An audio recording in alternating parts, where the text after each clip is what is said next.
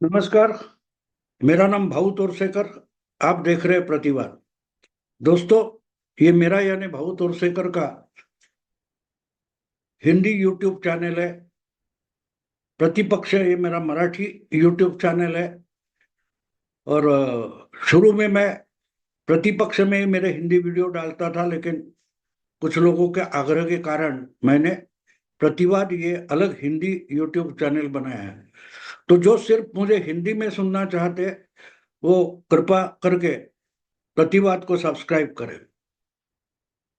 दोस्तों, आज का विषय जो मेरा है वो गांधी फैमिली की नई वारिस जो सामने आई है, वायनाड से चुनकर लोकसभा पहुंची है, जिनका नाम प्रियंका वाड्रा गांधी है। अब भैया दो जगह से चुनकर आया, तो एक जगह तो खाली करनी थी, तो उन्होंने वायनाड से इस्तीफा दे दिया, जगह खाली कर दी। तो बहना के लिए ये जगह खाली कर दी और पूरी ताकत लगा दी बहना चुनकर आए इसलिए। बाकी पार्टी भाड़ में गई तो कोई फर्क नहीं पड़ता। गांधी परिवार ऐसी बात है, ऐसी चीज है को उनको 4-5 पीढ़ियों से कांग्रेस पार्टी में बहुत बड़ा बनाया। लेकिन एक परिवार को बड़ा बनाते बनाते पार्टी इतनी छोटी हो गई है, लेकिन वो और बड़े बनना चाहते हैं और इसलिए उनको पार्टी को छोटा बनाना पड़ता है। इसका सबसे बड़ा सबूत यही परंपरा जो नेहरू से लेकर यानी परनाना से लेकर चल रही थी, इंदिरा जी ने चलाई, राजीव गांधी ने चलाई, फिर सोनिया ने चलाई।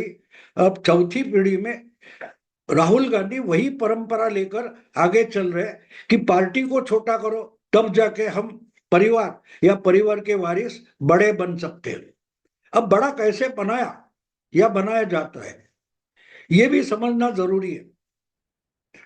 देखो, जिस वक्त वायनाड का उपचुनाव होने जा रहा था और राहुल की बहना प्रियंका वाड्रा को पहली बार वहां से उम्मीदवार बनाया गया, तो राहुल को यह परवाह नहीं थी कि बाकी की पार्टी का क्या होने वाला है या होने वाला है या हो सकता है।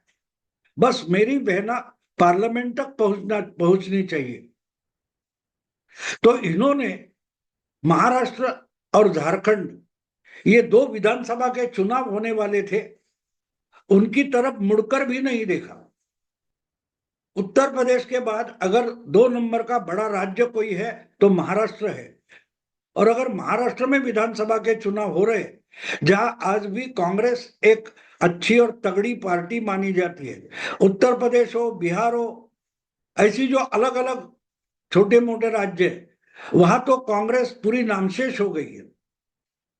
हिमाचल में हो, मध्य प्रदेश हो, गुजरात हो, राजस्थान हो, छत्तीसगढ़ हो, जहां कुछ ना कुछ जान है, कर्नाटक में जान है, लेकिन तमिलनाडु देखे, केरला देखे, तो यहाँ ये पार्टी पूरी नामशेष खत्म हो गई है, आंध्र में खत्म हो गई है। तो जहां कुछ पार्टी की ताकत बची है, उसको संभालना, संवारना, यही पार्टी के टॉप मोस्ट लीडर का या फर्स्ट फैमिली यानी गांधी परिवार का काम है और जिम्मेदारी है। लेकिन जब परिवार का मामला आता है तो गांधी परिवार का हर इंसान, हर वारिस इसी ढंग से सोचता है कि पार्टी मर गई तो कोई बात नहीं, लेकिन हमको जिंदा रहना, और हमको जिंदा रहने के लिए और बड़ा बनाने के लिए पार्टी को सैक्रिफाइस करना पड़ेगा, पार्टी को मरना पड़ेगा। और यही बात वायनाड में राहुल गांधी और प्रियंका वाड्रा ने करके दिखाई। जबकि महाराष्ट्र जैसा बड़ा, जहां से 48 लोकसभा एमपी चुने जाते हैं, देश का 2 नंबर का राज्य माना जाता है, वहां विधानसभा का चुनाव हो रहा है और परिस्थितियां ऐसी थी कि शायद कांग्रेस महाराष्ट्र में फिर से उभर कर आ सकती है, क्योंकि 4 महीने, 5 महीने, 6 महीने पहले जो लोकसभा का चुनाव हो गया, तो उसमें महाराष्ट्र एक ऐसा राज्य है जहां कांग्रेस सबसे बड़ी पार्टी बनकर उभरी। शायद ही और कोई राज्य होगा जहां कांग्रेस एक नंबर की पार्टी बन पाई। मुझे लगता है कि महाराष्ट्र छोड़कर किसी भी और राज्य में लोकसभा चुनाव के दरमियान कांग्रेस एक नंबर की पार्टी नहीं बनी, महाराष्ट्र में बनी। महाराष्ट्र में कांग्रेस का जो गठबंधन था, महाविकास आघाड़ी, उसको 48 में से कुछ 31 सीटें मिल गई, 30 सीटें मिल गई, और उसमें ज्यादा से ज्यादा हिस्सा यानी 30 में 13 कांग्रेस का था। तो ये एक अवसर बनता था, एक चांस बनता था कि फिर से महाराष्ट्र में कांग्रेस को नई संजीवनी मिल सकती है, कांग्रेस का पुनरुज्जीवन हो सकता है। तो हरियाणा और महाराष्ट्र, ये दो राज्य ऐसे थे, कांग्रेस को पूरी ताकत झोंक कर फिर से सत्ता पर आना जरूरी था। लेकिन कांग्रेस की जो टॉप लीडरशिप है, जिसको गांधी परिवार कहा जाता है, उनके लिए महाराष्ट्र या महाराष्ट्र की कांग्रेस पार्टी या ऑल इंडिया कांग्रेस पार्टी कोई मायने रखती ही नहीं। उनको अपनी प्रतिष्ठा और अपनी जीत इंपॉर्टेंट होती है। इसीलिए झारखंड और महाराष्ट्र के विधानसभा चुनाव हो रहे थे, उसी वक्त अगर वायनाड का चुनाव हो रहा है, वायनाड का उपचुनाव हो रहा है, तो उनके लिए प्रियंका वाड्रा गांधी का जीतना बहुत जरूरी था, जो बिल्कुल आसान था। खुद प्रियंका वाड्रा भी वायनाड घूमती नहीं, ना प्रचार करती, फिर भी अच्छी संख्या बल से चुनकर आ सकती थी। राहुल की तो जरूरत ही नहीं थी, बाकी कांग्रेस पार्टी की भी वायनाड में प्रचार के लिए जाने की जरूरत नहीं थी। कांग्रेस संगठन, कांग्रेस पार्टी और कांग्रेस की लीडरशिप की सबसे बड़ी जिम्मेदारी थी महाराष्ट्र और झारखंड में। लेकिन क्या राहुल गांधी या कांग्रेस के खड़गे वगैरह, जो वेणुगोपाल वैसे नेता है, जो खुद को कांग्रेस के सबसे बड़े नेता या हाईकमांड मानते हैं, वो झारखंड और महाराष्ट्र में कितना समय गए?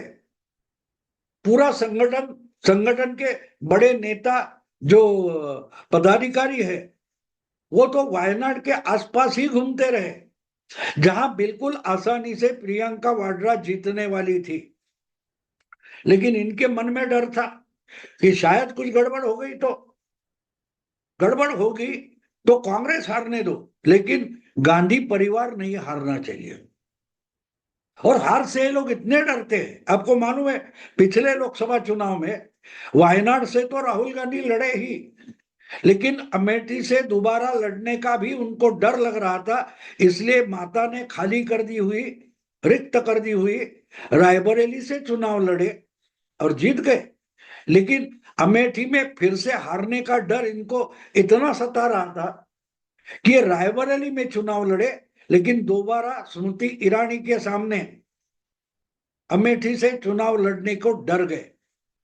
कहने का मतलब ये कि पार्टी से उनको कोई मतलब नहीं है, पार्टी जिंदा रहे मरे, खत्म होती जाए, कोई बात नहीं,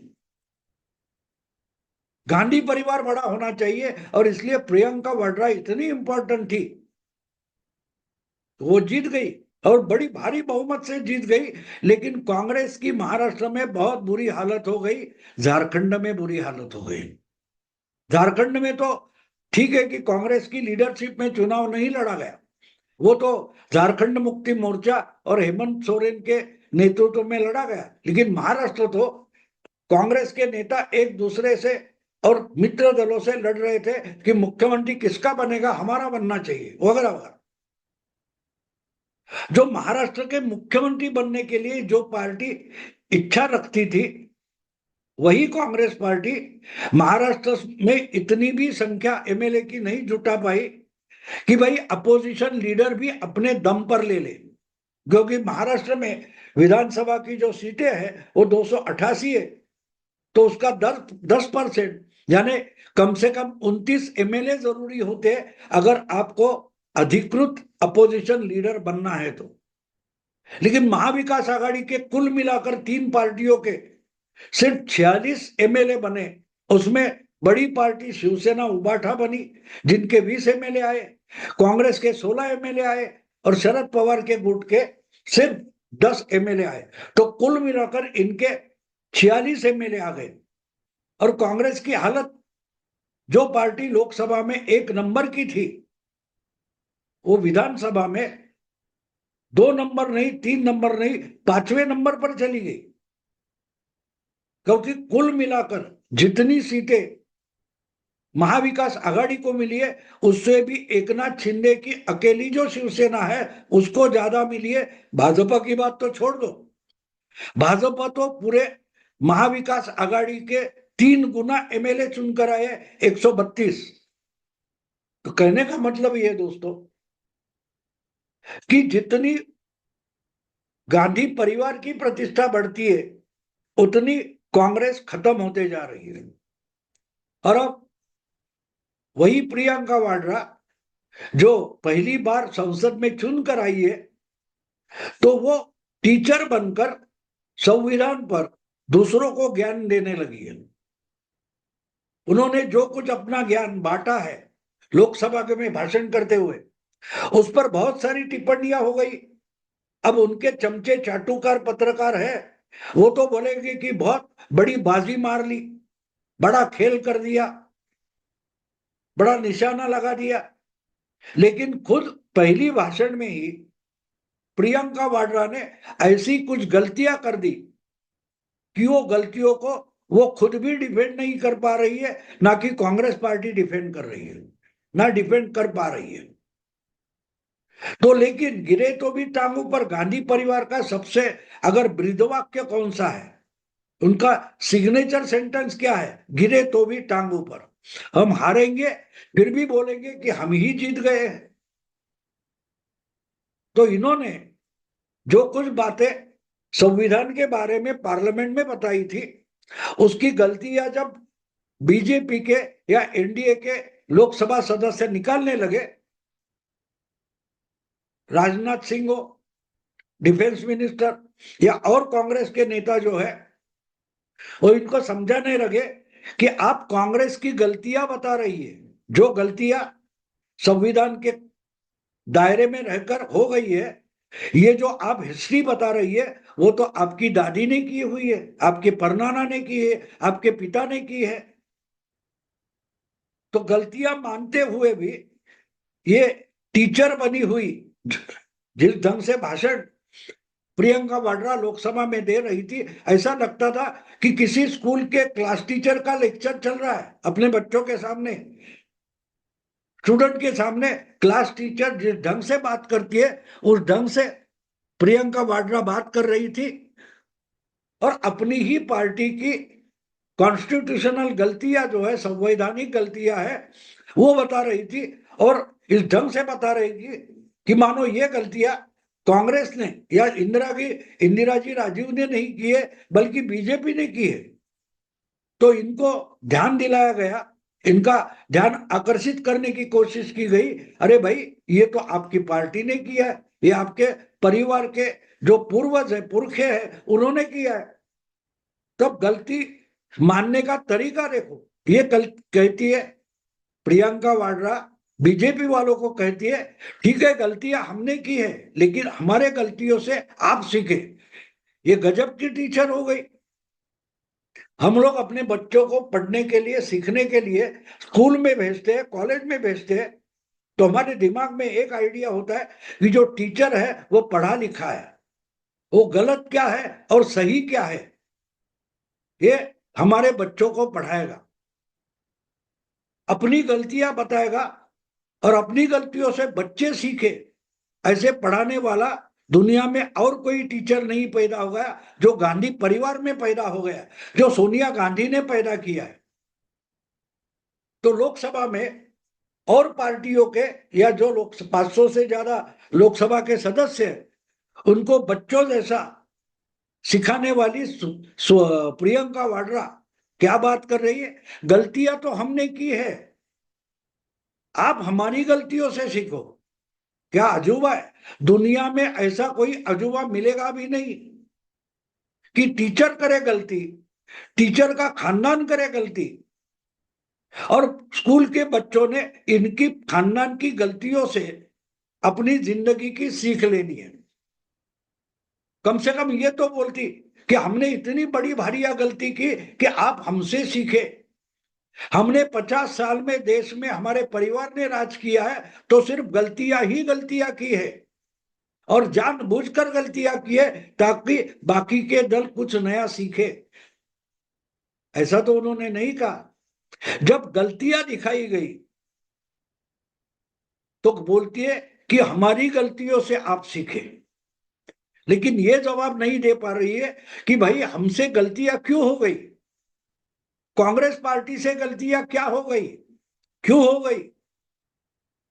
क्योंकि अगर कांग्रेस पार्टियों की गलतियां हम ढूंढने शुरू कर देते हैं तो सबसे पहले गलती आरंभ से होती है जब पंडित जवाहरलाल नेहरू को देश का प्रधानमंत्री बनाया गया। पूरे कांग्रेस पार्टी को मंजूर नहीं था कि नेहरू प्रधानमंत्री बने। पार्टी के अलग अलग प्रांतों की डिमांड थी कि वल्लभ भाई पटेल प्रधानमंत्री बने, फिर भी गांधी जी ने हस्तक्षेप किया और जिनको लोग नहीं मानते थे ऐसे नेहरू को देश का पहला प्रधानमंत्री बनाया। वहां से गलती शुरू हो गई क्योंकि गलत परिवार को गांधी जी ने प्रधानमंत्री के लिए चुना था और उसके बाद पंडित नेहरू ने इस ढंग से राजनीति की कि उनको पार्टी में ना कोई चैलेंज बचे ना देश में कोई चैलेंज बचे। तो गलती कहां से हो गई, गलती वहां से हो गई है। इनका पहला जो पुरखा है पंडित जवाहरलाल नेहरू, जो राहुल गांधी और प्रियंका वाड्रा का परनाना है, उसको पार्टी ने देश का और अपने पार्टी का सबसे बड़ा नेता चुना। वहां पहली गलती हो गई। तब इनकी गलती से क्या समझे, क्या सीखे। बीजेपी हो या बाकी सारे मित्र दल हो, ये इनकी गलतियों से क्या सीखे। कम से कम आप तो सीखो। अगर पार्टी ने गलती की और पंडित जवाहरलाल नेहरू को नेता बनाया था तो नेहरू वो गलती सुधार सकते थे कि अपनी बेटी को ही अगला पंतप्रधान बनने के लिए तैयारियां नहीं करते। ना इंदिरा गांधी गलती करती। अगर पिता के गलती से सीख लेती इंदिरा जी तो अपने दोनों बेटों को राजनीति में लाकर अगला प्रधानमंत्री बनने की सोचती तक नहीं, ना कि वो गलती करती। लेकिन उन्होंने गलती कर दी। जिसको प्रधानमंत्री बनाना था वो एक्सीडेंट में उसकी डेथ हो गई तो दूसरे बेटों को लाकर और एक गलती कर दी। अब जो गलती पति ने की या सास ने की वही तो सोनिया गांधी कर रही है, बेटे को ला दिया। यानी चौथी जनरेशन में, चौथी पीढ़ी में वही गलती दोहरा रहे। और सीख क्या दे रहे, ज्ञान क्या दे रहे। गलती तो हम करते रहेंगे, हमारी गलती से आप सीखो। यानी ये अजब की टीचर है प्रियंका वाड्रा, जो बीजेपी को और बाकी दलों को सिखा रही है कोई ज्ञान कि हम गलतियां इसलिए करते हैं कि आप हमारे गलतियों से सीखे। बच्चों को पढ़ाने के लिए गलती करने वाला टीचर ये दुनिया का एक गजब और अजब नमूना मानना चाहिए। मैं मानता हूं कि जिस ढंग से चल रहा है, जल्दी से जल्दी कांग्रेस पार्टी खत्म करने का एजेंडा इन्होंने ले लिया है और जोर शोर से उस पर काम चल रहा है। शायद इसके बाद प्रियंका का बेटा रेहान वगैरह कोई है उसको भी लॉन्च किया जाएगा। शायद उनके पति रॉबर्ट वाड्रा को लॉन्च किया जाएगा। लेकिन ये अजूबा हमें समझ लेना चाहिए, इसलिए मैंने वीडियो आपके सामने पेश किया। अगर पसंद आए तो लाइक कीजिए, शेयर कीजिए और प्रतिवाद को ज्यादा से ज्यादा सब्सक्राइब कीजिए। नमस्कार।